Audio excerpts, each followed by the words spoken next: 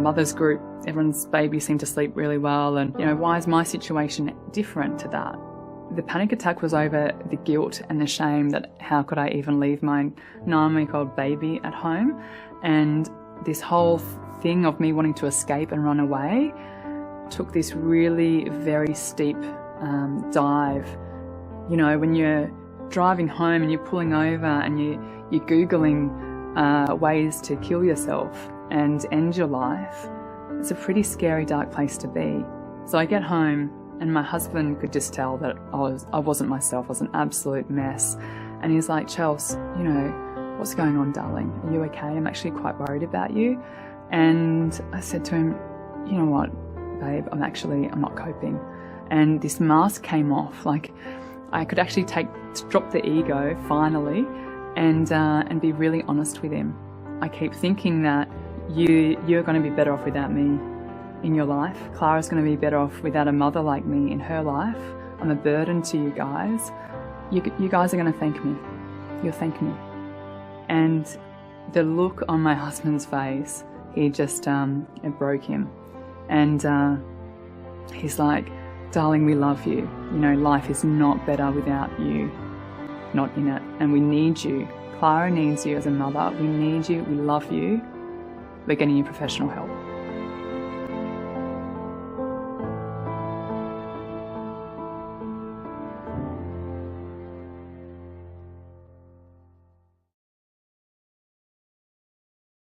And I'd also like to pay my respect to elders past and present.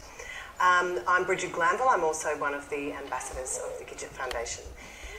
There's some special people we'd like to mention who are here today. Deputy Premier and Minister for Regional New South Wales and Skills and Small Business, John Barilaro.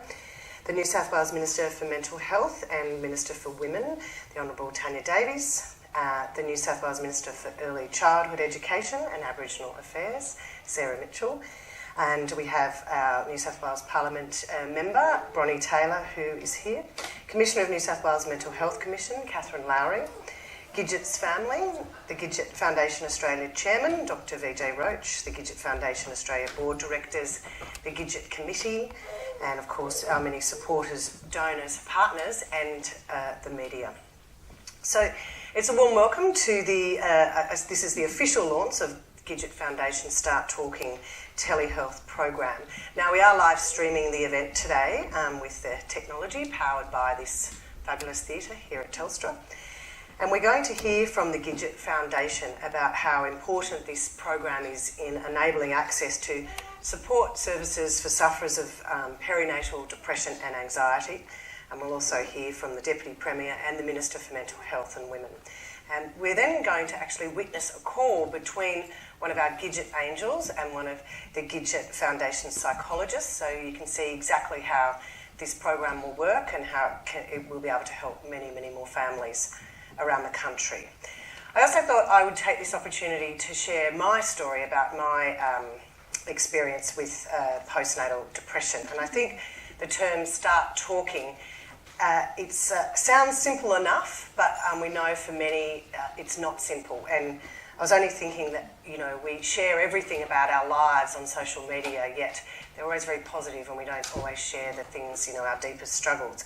For me, it's taken me nearly 4 years to be able to tell my story, and I've done that so other parents who are struggling won't be afraid to speak up and get help, and ultimately so we can prevent any other mothers from taking their own lives. But it is hard to talk, and it's hard because, after all, who wants to admit to being the mother who can't mother, who doesn't want to be near her children? And that's exactly how I felt.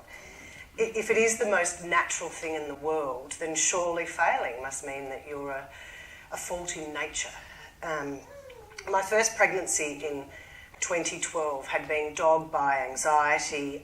I worried that my child wouldn't like me. I worried that she wouldn't get along with my 2 stepsons. I suffered from migraines. I cried every day for weeks on end. I was irritable, scared, cranky, you name it. I hated being pregnant. But Lola's arrival erased all those fears. It was a great birth, and the boys doted on their sister, and all those fears of anxiety pretty much disappeared. But there were problems, and breastfeeding was a major thing for me, as with so many other mothers. It's the other thing that's supposed to be so natural. You know, breast is best. Well, it's not if you can't do it, and it puts the mother's mental health at risk.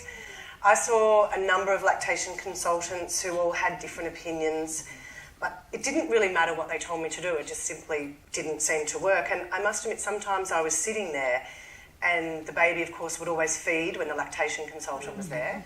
And then I sort of got this impression from them, and they weren't really being that judgmental, but it was sort of like, well, she can do it, so you should be able to do it at home.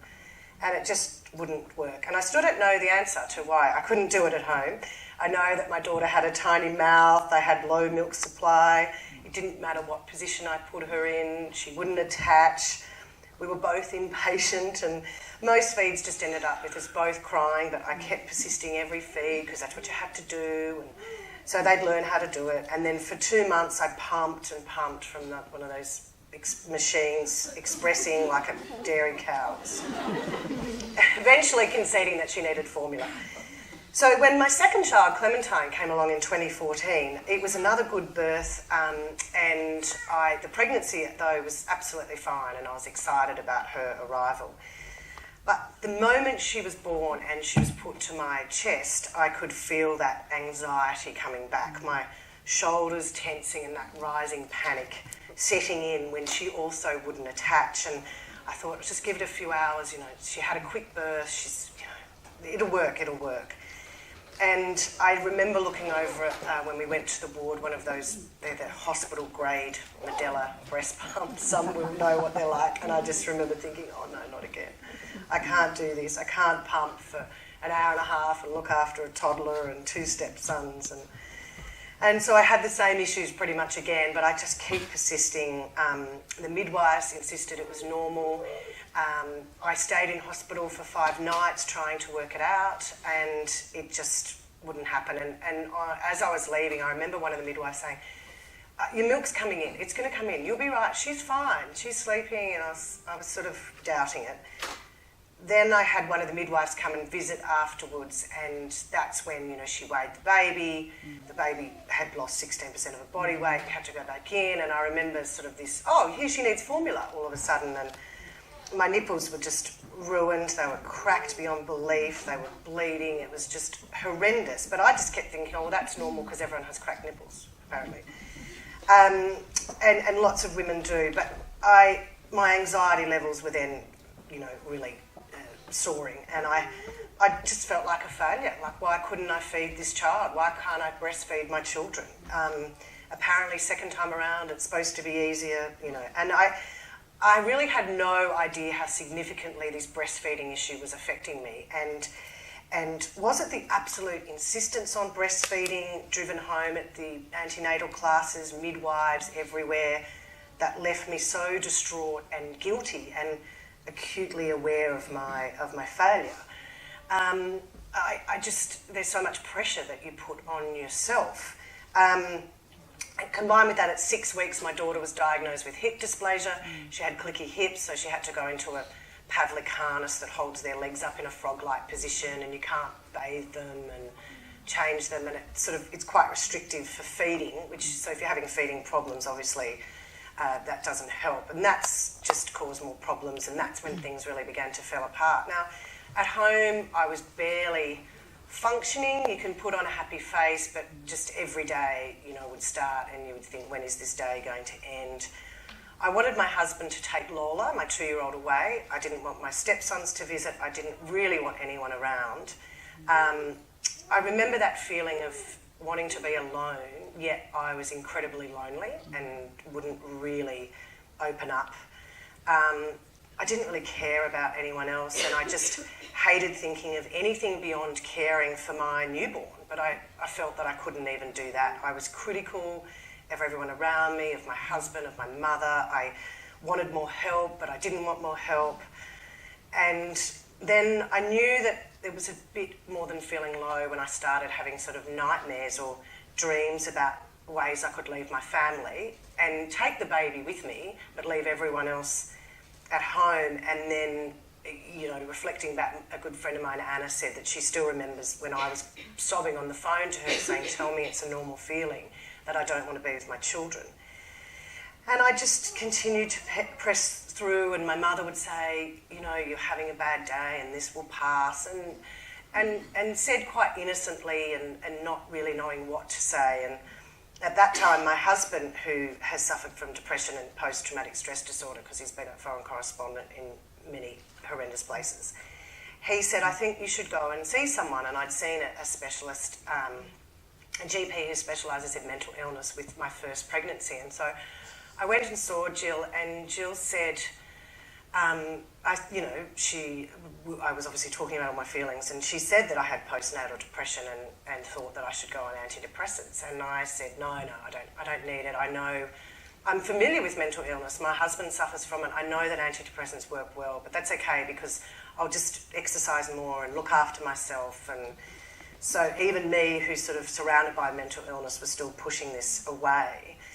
And but it just becomes this futile chase to more anxiety as you try and control the uncontrollable. Instead of taking the medication, my only action was to observe myself and judge myself continually, and it's just this perpetual cycle of tears, and it's just horrendous. And then I got to the point, and I wrote about this the other day, and I was worried that it was too detailed, but I think I needed to detail it to sort of get to the extent of I needed more than going to a day spa, where I so vividly remember crying, sitting at the kitchen table with this, a kitchen knife, cutting my arms, thinking if I just cut deeply enough, the blood will come out and I know I'll feel relaxed and it'll be an instant feeling of relief. And this sense of the blood, the warm blood on my skin is soothing. And I remember talking about it later with the doctor, and she said to me, that's how so many people describe when they self-harm. And now, of course, that I'm healthy, I think, how on earth could you want to cut yourself? And at the time I was thinking, this is what teenage girls do for attention. So there's like a stigma that's attached to that when you're going through it. And the thing that stopped me is Clementine woke up, and so I went and picked her up, and that's when I said to Tim, I think obviously I need to take these antidepressants. And that's pretty much when I started opening up. I had extremely supportive neighbours, Rosie and Roger, who are here today. And my husband was also very supportive. I did say the other day that he did all the household chores. He didn't. He did a lot of them. I feel I need to correct the record. I also said that, and I had started smoking again, which I did, and now stopped, so I feel good about that. Quite some time ago. But I just didn't want to believe that I had postnatal depression. I just... it didn't sort of happen to me. Can work and manage this household, and I've got an important job, and it doesn't sort of happen to me, and I felt that I'm the strong one. I needed to be there for my husband, but of course they're many of the risks, my personalities, at a risk of postnatal depression. And then I think in part my recovery came because I was lucky enough to have a partner who understood my illness. Today I've written a piece for the ABC featuring a friend of mine, Joe Monroe, who lives in Bingra in northwest New South Wales, and also Karen Baird, who's an ambassador and the wife of the former Premier, Mike Baird. And both of them said their husbands really had no idea what was going on, and they just knew that they had changed. And both of their husbands were supportive when they were diagnosed, but I think if we can talk about it more, and if more men can read stories like mine, then they can recognise it in their wife. When, it's a big shock and a change having a baby, but your wife shouldn't be absolutely falling apart. And so this program in particular is really important, I feel, because it'll give so many women, not just in Sydney, a chance to get access and to help, and that's what you need to do. And as I said, it's really knowing that extent of you're not just having a bad day. And as I say all the time, I was no longer just sad, I was sick. So with that, I think it's time to hear from the wonderful Chief Executive Officer of the Gidget Foundation. She really needs no introduction. Her dedication and enthusiasm is felt by all, and she's been instrumental in helping me to write my story, Arabella Gibson. Sharing your shattering yet equally inspiring story. Your strength and courage in showing your vulnerability amongst all of us today, but particularly in front of your political peers, is something we really recognise and very much admire. Thank you.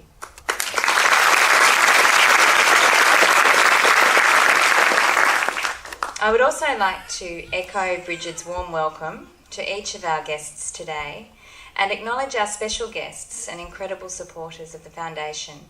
I'd like to welcome the Deputy Premier, Minister for Regional New South Wales, Minister for Skills and Minister for Small Business, the Honourable John Barilaro, New South Wales Minister for Mental Health, Minister for Women and Minister for Ageing, the Honourable Tanya Davies, New South Wales Minister for Early Childhood Education, Minister for Aboriginal Affairs and Assistant Minister for Education, the Honourable Sarah Davies.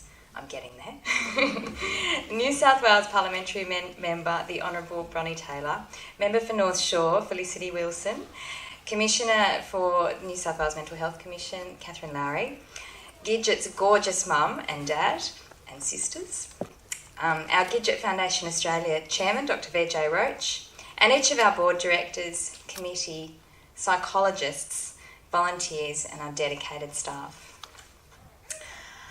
I would like to welcome you all here to the futuristic and fabulous Telstra Customer Insight Centre, and especially thank Telstra for their donation and support of our foundation, as well as for helping us in our mission to drive awareness, education and treatment of perinatal depression and anxiety. For most people, being a new parent is a joy, but most mothers will also experience worry, disappointment, guilt, competition, frustration and often fear. As a parent myself, I know that becoming a mother is a real identity shift. It's one of the most significant physical and psychological changes that we will ever experience. And yet we experience this identity shift in relative silence. One of the key reasons that many expecting and new parents struggling with PNDA don't seek help is because they don't understand or recognise what's actually happening to them. It's our mission at the Gidget Foundation to drive awareness about this issue, to build, develop and sustain programs for both intervention and treatment to ensure that people with this issue go on to live genuinely happy and fulfilling lives. So today is a very special day for our foundation as we officially launch our new Start Talking telehealth pilot program. From tomorrow forward, we will be offering free psychological counselling sessions nationally via a video call service. With a GP-referred mental health plan, approximately 500 Australian families will be able to access these counselling services at no charge. Not only will this mean that our services are offered in urban centres via our face-to-face Gidget houses, but it will ensure equity of access for those vulnerable families in regional, rural and remote areas across Australia, in particular New South Wales. It will safeguard against the tyranny of distance, as Deputy Premier has mentioned, and also a potential lack of privacy in small country towns will no longer be a barrier for seeking treatment. The Start Talking program will be marketed primarily through a TV commercial, which will air on both metro and regional networks of 7, 9, 10, Foxtel, and also in Hoyt cinemas nationally. An advertisement will also air on GP waiting room TV screens through the support of medical media. All of this TV advertising has been provided to the Foundation at no charge. The TV ad is the creative execution of Naked Communications and was produced by Brilliant Films. Again, both also on a pro bono basis. Quite incredible. So I'd now like to show you the TV ad, which is set in a typical Aussie home. It opens with our viewers seeing the journey of a relationship between a couple unfold. It seems like they're finished and that the relationship is on the rocks. But as we'll discover, it's not actually the couple's relationship here that is at stake. I think I love him, but I'm not sure. And he knows it. He says it's because I'm still not getting enough sleep. So I'm tired and hormonal, apparently. I mean, I look at him and I feel nothing.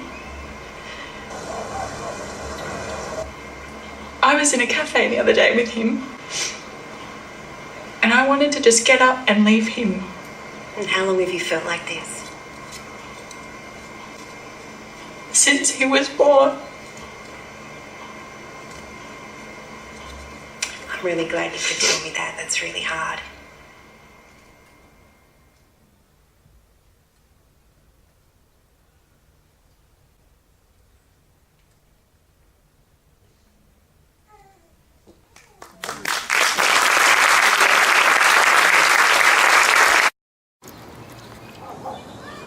I think I love him, but I'm not sure.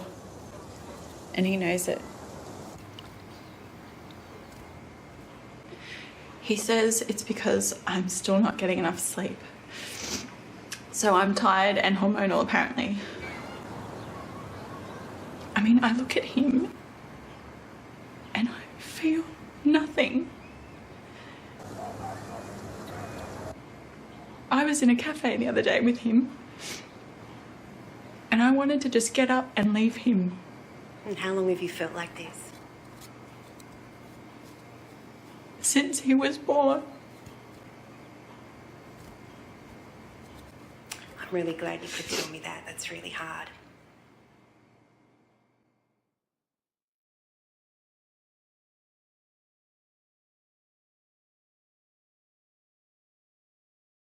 One in 5 new mums, and it may come as a surprise to some, that 1 in 10 new dads will also experience perinatal depression and anxiety. Maternal suicide continues to be the #1 cause of death amongst this group. The work that our psychologists do is remarkable and it changes lives, but the stigma still lingers. It is up to us, the community, healthcare providers, and our friends and our family to start talking. However, not only do we need to start talking, but we also need to start listening.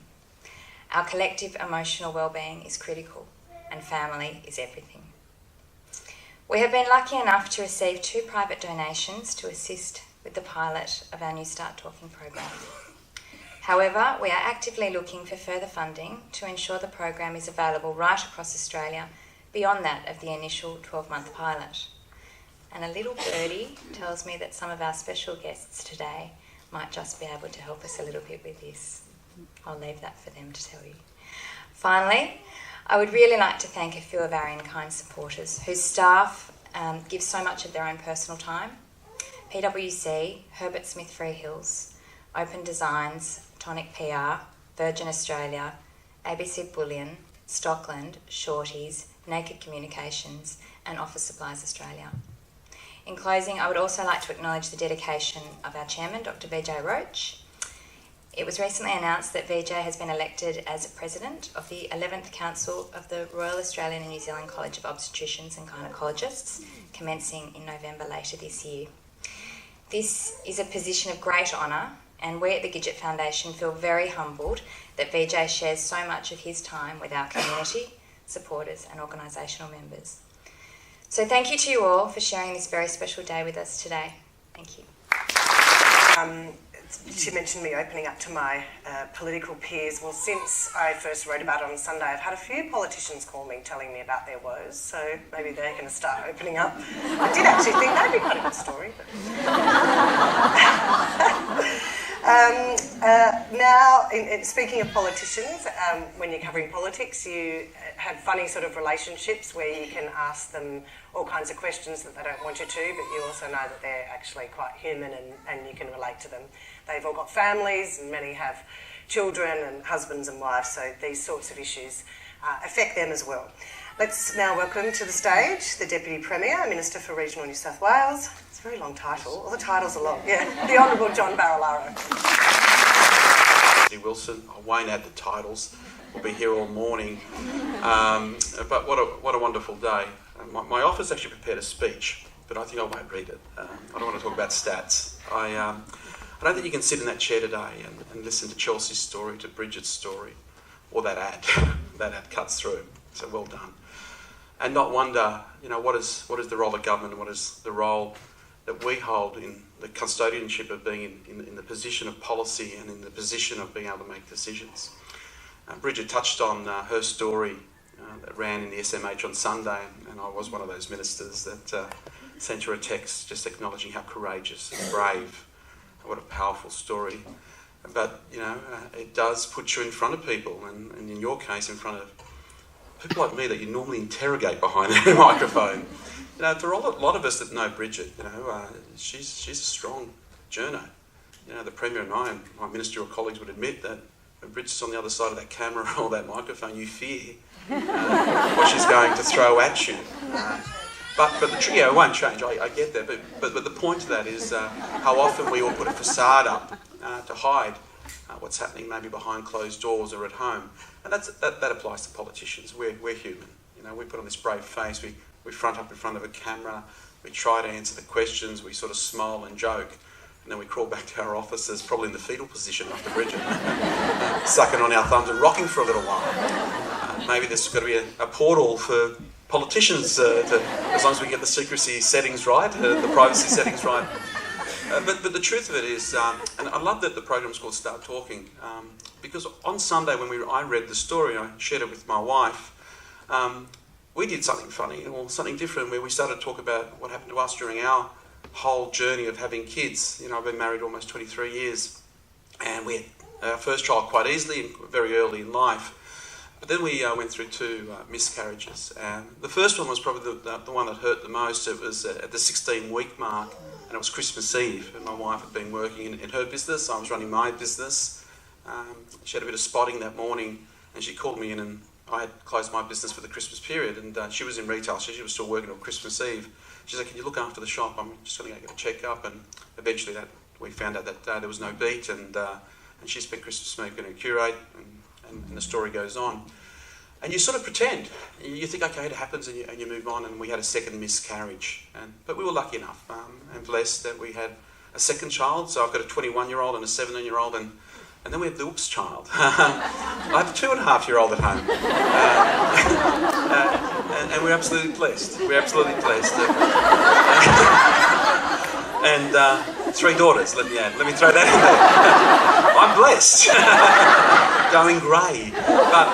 But the truth of it, Bridget's story on Sunday, I think it was the first time in about 15 years we actually spoke about that Christmas Eve, the miscarriage. And even with our last child and even going into our second child, that whole period of what felt like a ticking time bomb, where we're going to have another miscarriage. And I know this is a common story for all.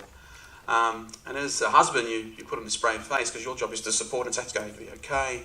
And you struggle. And you don't want to show that weakness in front of your wife. And you don't want to show that weakness. And even in this game in politics, you never want to show weakness in front of your colleagues because that's when they'll stick the knife in. But the truth is that we all struggle with anxiety and depression in everything that we do each and every day. And we've all got that story. And that's why when Bridget Glanville first pitched the idea to me, Arabella pitched it to my chief of staff that went and saw our fantastic minister and Tanya Davies. There was no other option but to support this foundation and the Start program. And for me, Start Talking program, for me, as the Minister for Regional New South Wales, someone that comes from regional New South Wales, absolutely important about breaking down the tyranny of distance and making sure that we can give people in regional rural New South Wales the service and the support that they need to get through that moment in time. A time that we all believe and hope is the most wonderful time, having children and raising children. And that is why Minister Davies and I today are committing $270,000 to support the program, because it is wonderful.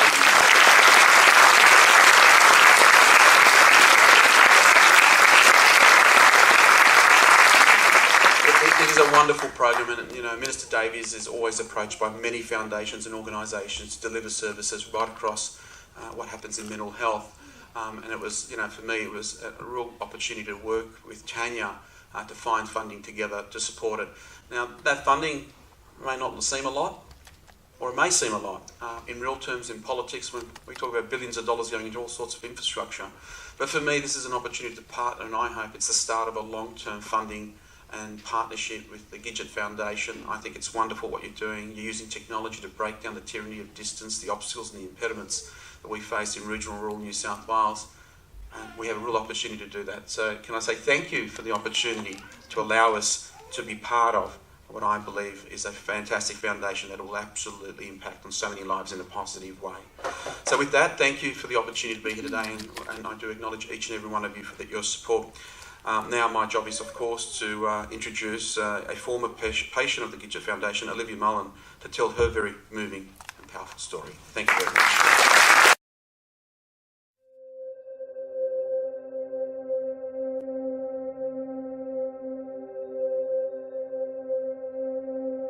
I would think about it when I woke up and when I went to bed.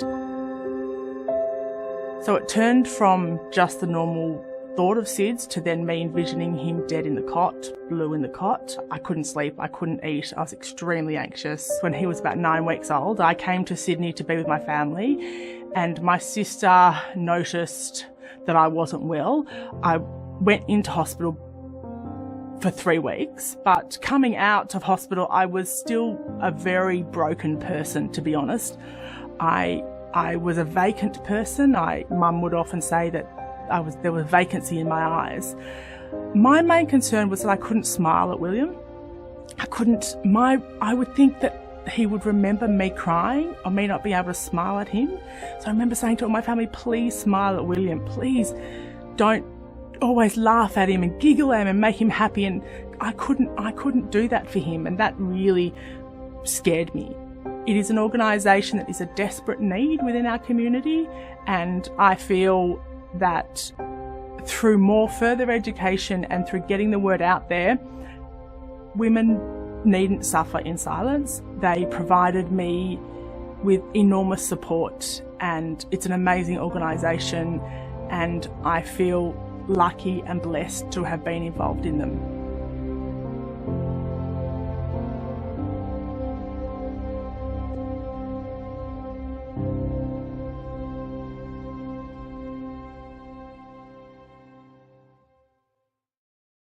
Now, Olivia, of course, is known as a Gidget angel, and she's one of the treasured voices of both this illness and the Gidget Foundation.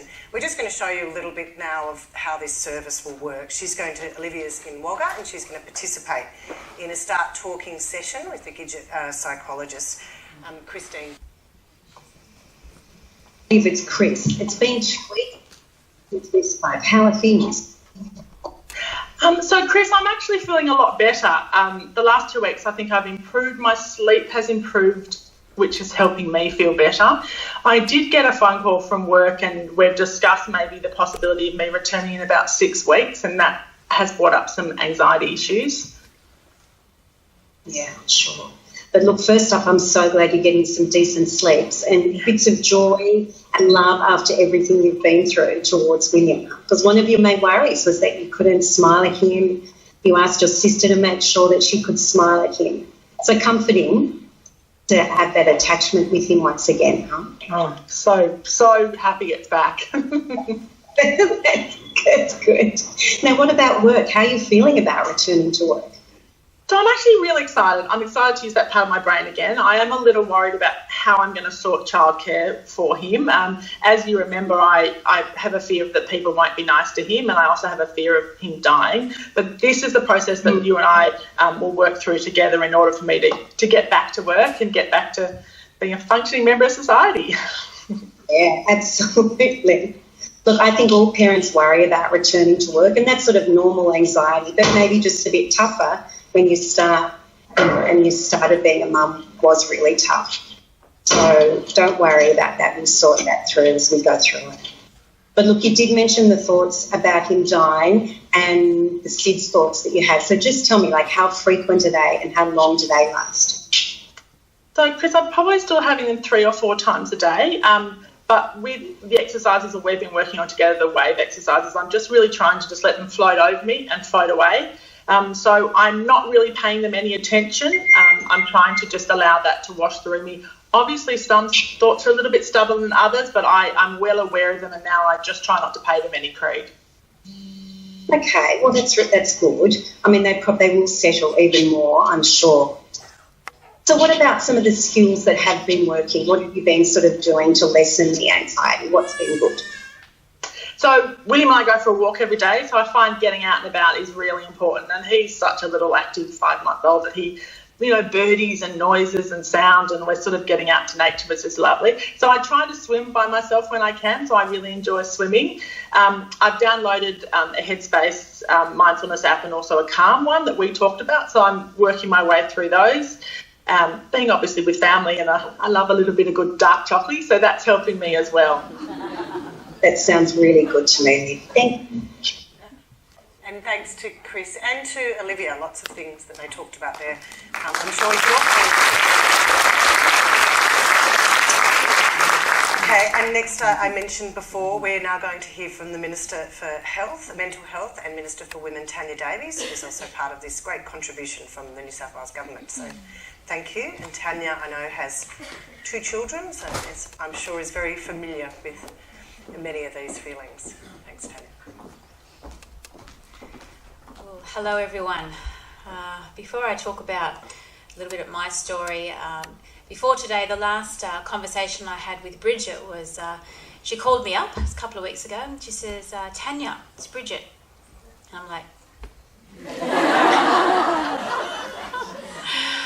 I said, the face, the mask, hi, how you going? So Tanya, what do you think of, do you think Premier Gladys should put in a sex ban for her ministers? Do you remember that? And I said, like that, I said quickly, my husband will be very unhappy with her.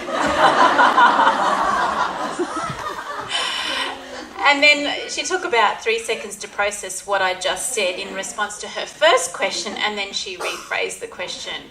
No, sorry, the proposed sex ban between ministers and staffers. Oh, right. Yeah.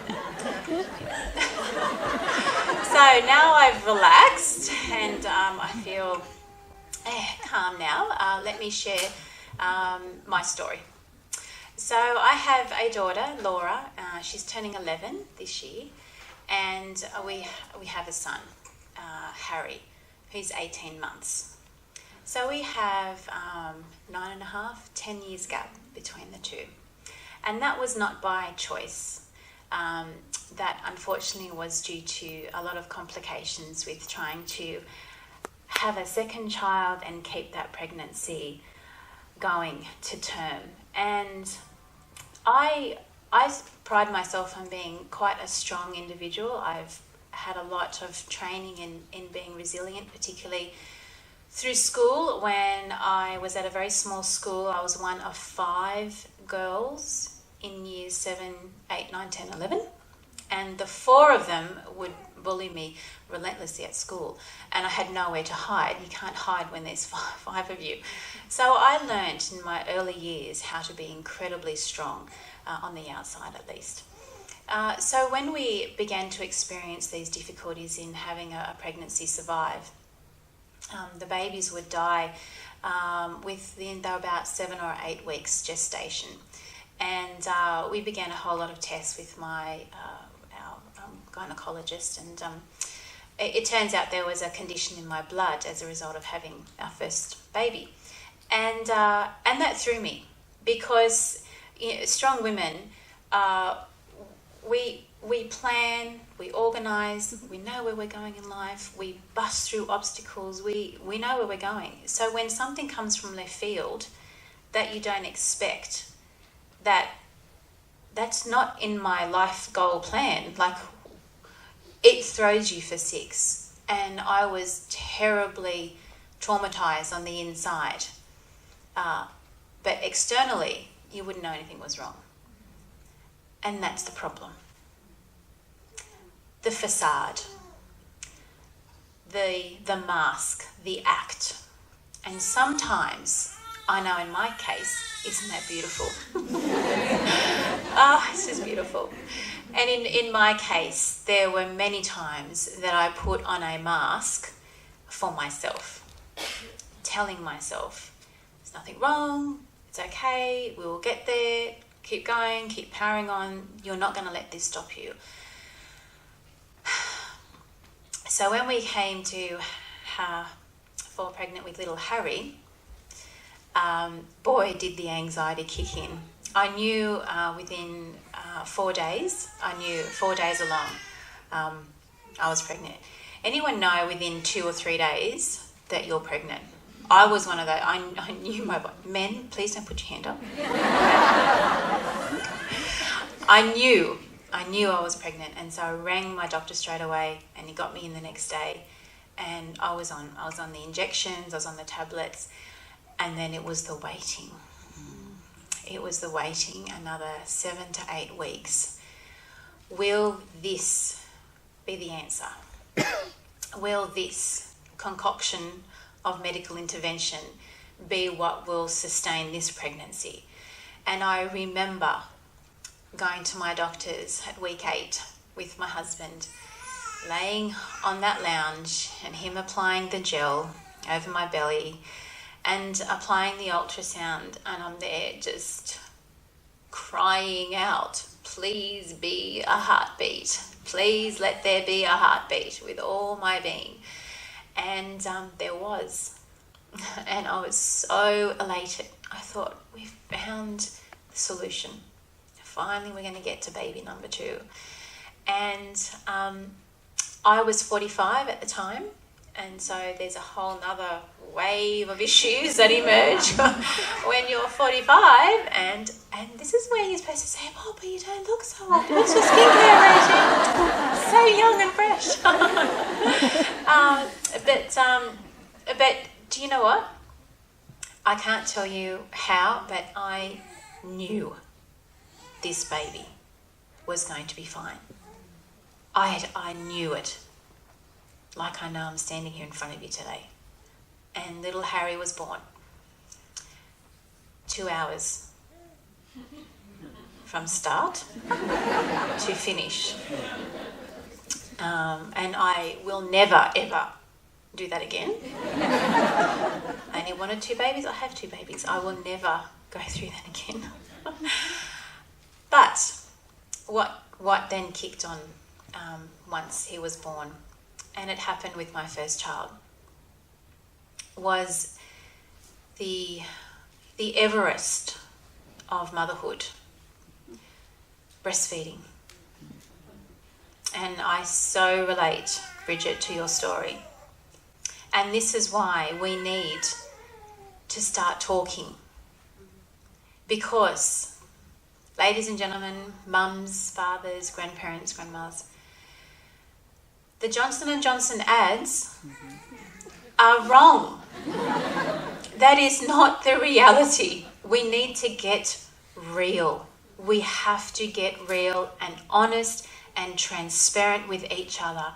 We have to say to our mums, whatever age, whatever background, wherever they're from, whether they're highly educated or they're teenage mums, we need to say to them, it's okay to not be perfect. It's okay. Yes, I was told breast is best. I was told that. But with my first child, I couldn't. I was in agony, absolute agony. And yet I was telling myself, I'm physiotherapy trained. I get the whole medical side. I understand it all. I couldn't do it. I found a solution. I drummed that into my daughter. She's turning 11. There's always a solution, Laura. There's always a solution. She says that to me now too. She's really good. Mum, there's always a solution. Let's think of a solution. I found a solution. I pumped for 3 months into a bottle and fed my baby breast milk for 3 months. The nurses would come around and say, you've really, 6 weeks, you've really done enough, you're going to wheeze. I thought, no, I will do this for 3 months. That is my goal. And I ran myself haggard doing that. But that was a solution I found. And so we come to Harry, baby number 2, recovering from that excruciating birth experience, confronting the same issues. Awful, awful breastfeeding. And I thought, I can't do this, but there's a solution. I'll buy a breast pump and I'll start pumping and I'll do it all again. 10 years later, at 45, I didn't have the same level of energy as I did back with my daughter. But I thought, no, I will do this. And it was a very challenging time between my husband and I. I was snappy and cranky and irritable, but I pumped. I pumped for one day.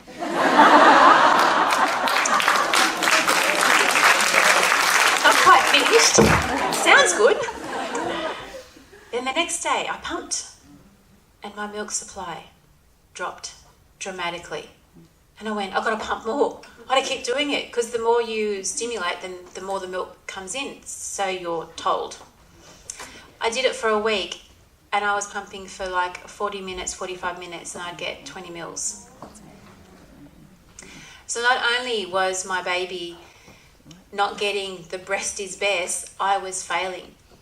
In the second time round, what worked for me the first time was now no longer working.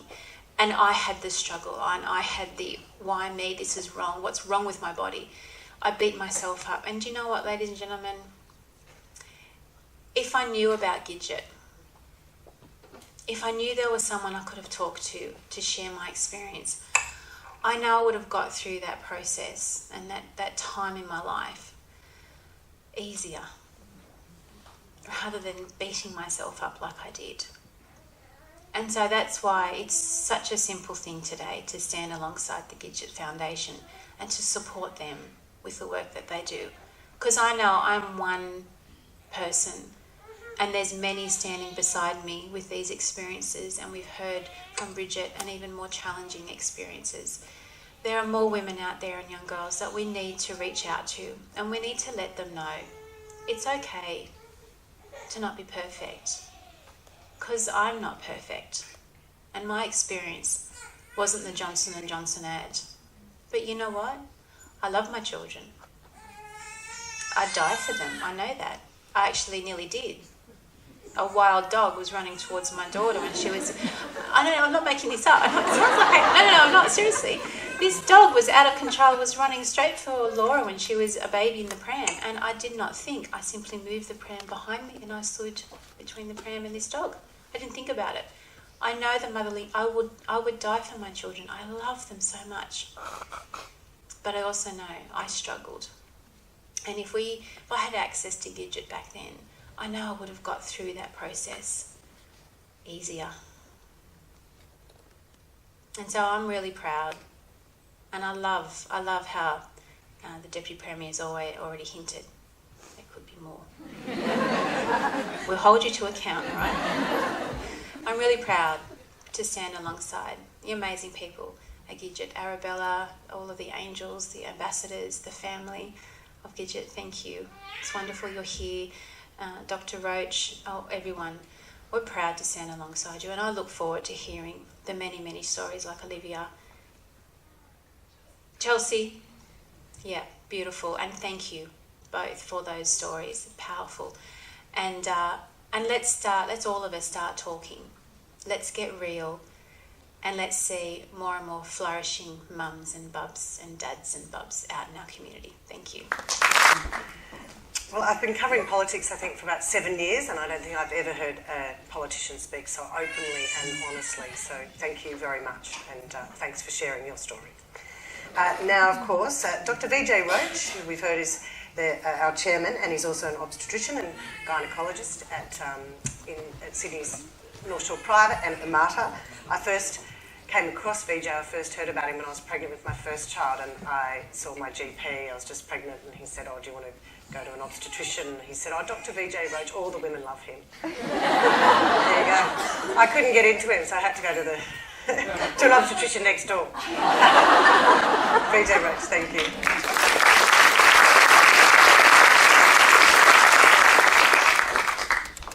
Thank you very much, and thank you for the opportunity to talk to you, and welcome. Thank you for coming and sharing something that is so important. I wanted to start by acknowledging the Deputy Premier's remarks. I have 5 children, and it's interesting, as Arabella said, I'm going to be taking this important leadership role with the College of Obstetricians. So I should admit, and I should declare publicly, that we had 3 oops moments. So I'm not so sure, Bridget, about my professional credibility, at least in that area. So today marks a significant milestone for the Gidget Foundation. Our family was born out of grief. It was the loss of a single, beautiful woman. She was happily married, she had a beautiful daughter, but she couldn't find a way out. And so 9 months after her child was born, she took her own life. Nothing will ever bring her back, and we will grieve her forever. And Gidget's family is my family, and I love you very much. That one woman had a daughter. She had a husband. She had parents, sisters, friends, work colleagues. So her absence sent ripples throughout the whole community and now across the country. And the launch of Start Talking announces Gidget Foundation Australia, the foundation developed in her name, as a truly national organisation. Perinatal anxiety and depression does not discriminate. It impacts everyone. So thank you, Deputy Premier, and thank you, Minister Davies, for your leadership, for your inspiring work, and for recognising the importance of what we do. And thank you to the New South Wales Government for putting real funds behind Start Talking. And I just want to break script, and I listened to what both of you said. And I also want to acknowledge the babies that only you knew. We didn't get a chance to meet your babies, and we didn't grieve alongside you. And I am genuinely sorry for your loss, and I recognise the value of your children who did not survive. The care of pregnant women and their families goes beyond blood pressure, birth and breastfeeding. We must recognise the inherent value of emotional well-being and make mental health for pregnant women and new parents, all parents, accessible, affordable and universal. And so through Start Talking, Gidget Foundation Australia is going to grow resilient parents, which will lead to happier children and a stronger community. And thank you, Bridget, for being human. So your newspaper article, your raw honesty and the generosity with which you shared your story, it actually gave me what I really wanted to leave you with today. If we're going to sustain this movement, we'll need funds. But I think we pushed you hard enough on that. But if we really want to change the paradigm around mental health for pregnant women and parents, then we need to look inwards, not outwards. And that applies particularly to the medical profession. This is not an us and them situation, and we've heard that several times today. Medical practitioners, doctors like me, have higher rates of anxiety and depression than the general community. We need to acknowledge that. Each of us needs to understand that we need to know our own mental health before we start helping others. Because what's it like being a doctor, a leader, a politician? Being overworked, being sleep deprived, feeling judged, listening to that press conference out there where an innocent remark or a manipulation to try to get you to give a soundbite so that someone can jump down your throat. How do you keep pace with rapid change? And so another thing I'd like to do is to thank the ministers, all of you in politics, for caring for our community, for taking responsibility. And much like parents, I recognise that you often give selflessly, you often do it with little gratitude and often with great judgment. And yet all that you're trying to do is to help us. And I imagine very often you're uncertain that what you're doing is right. So each of you in the audience, do you worry? Do you sometimes feel isolated or anxious, alone, fed up, depressed, or useless or worthless? And then, do you find comfort when someone asks you who they are, who you are, how you are? When your feelings are validated, and when someone gives you the time and the tools to heal. So let's not walk out of here today thinking that we did something amazing for pregnant women and their families. Let's not talk about us and them. Instead, if we understand our own feelings, our own anxieties, if we look inwards rather than outwards, then we will develop empathy, not sympathy. We will remain connected with the cause, and we'll change the conversation, and we'll share a common space. Perinatal anxiety and depression is not about someone else. It's about someone you know, your mother, your father, my wife, my friend, and it's about myself. And so through Start Talking, Gidget Foundation Australia is going to reach out across the vast brown land and into the hills and through to the oceans, and we're going to wrap our arms around you wherever you are. And this is our journey, this is your journey, and this is something that we want to share with everyone. And you will not suffer alone in the darkness because we love you and we care about you. So start talking about perinatal anxiety and depression and believe, really believe, that you will get better. Thank you. Platforms, hashtag Start Talking, hashtag Gidget Foundation. I think we've all got the message today that we really need to start talking. And please, if you see stories like mine or Chelsea's or anyone else's that when people write, share those stories and share them endlessly, because that's how we can break down the stigma of mental illness. Thank you for joining us today for this important event. Now, there's morning tea is going to be served outside the theatre. You're up the stairs and through the back doors to level 2. Just in closing, we have a message from the Federal Health Minister, the Honourable Greg Hunt, who recorded this for us because I think he's currently in Japan. Well, welcome everybody to today's Gidget Foundation event. The moment of having a new baby, the path of pregnancy and the months afterwards can be one of the great joys, perhaps the greatest of all joys in life. But of course this can be a very stressful time. Every parent knows that, and for so many parents it can be a time of surprising anxiety and depression, something which many do not expect and about which some feel guilt, and there's no reason to feel that guilt, but this is something that's real and it's vital that we acknowledge it. Today, I think it's very important that we recognise that up to 100,000 people a year suffer from some form of perinatal anxiety or depression. Obviously, overwhelmingly women, but in many cases, fathers as well. And whether it's during the pregnancy or whether it's post-birth, that's a huge weight and pressure on many families and in particular on so many women. So the first message is, this is normal, it's common, it's something which is not just you, it can be any woman anywhere in our society. It can also be any new father, but for women obviously it's so much more prevalent. So the Gidget Foundation acknowledges Gidget's life, and their work is about ensuring that parents-to-be and new parents have both the confidence to seek the help when they need it and the access to help when they need it.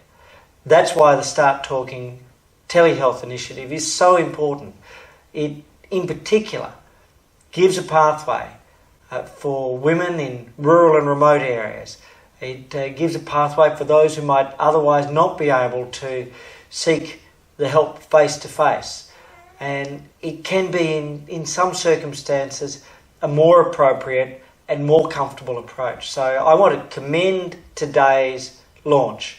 I want to commend the Gidget Foundation. You are honouring her life and taking the worst of circumstances and making something profound and beautiful from it. So to all of you involved, I thank you, and I am delighted to officially launch the Gidget Foundation Start Talking telehealth initiative.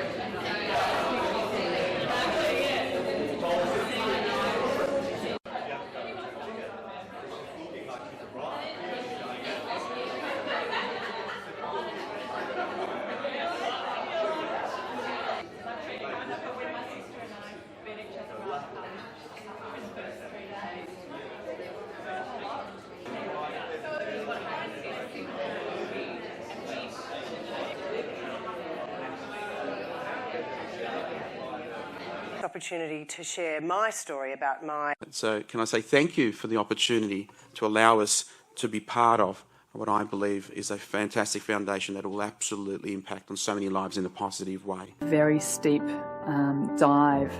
And also a potential lack of privacy in small country towns will no longer be a barrier for seeking treatment.